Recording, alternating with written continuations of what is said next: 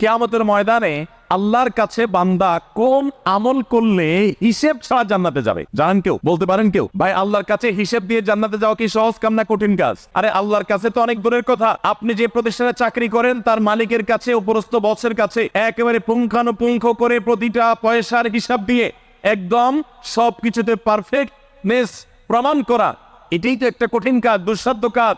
সেখানে সারা জীবনের হিসাব আল্লাহর কাছে দিয়ে পাই পাই করে তারপর আপনি জান্নাতে যাবেন, বিষয়টা এত সহজ না।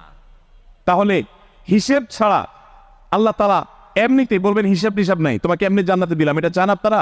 দেখুন কোরআনে কারীম আল্লাহ তাআলা বলছেন, ইন্নামা ইউওয়াফাস সাবিরুনা আজরাহুম বিগাইরি হিসাব। আল্লাহ বিনিময় দেওয়ার ক্ষেত্রে, সওয়াব দেওয়ার ক্ষেত্রে দুনিয়াতে যারা সবরকারী হবে, যারা ধৈর্যশীল হবে, যারা সহিষ্ণু হবে, যারা নিজেকে নিয়ন্ত্রণ করতে পারবে, এই সবরকারীদেরকে আল্লাহ তাআলা হিসেব ছাড়া দিবেন।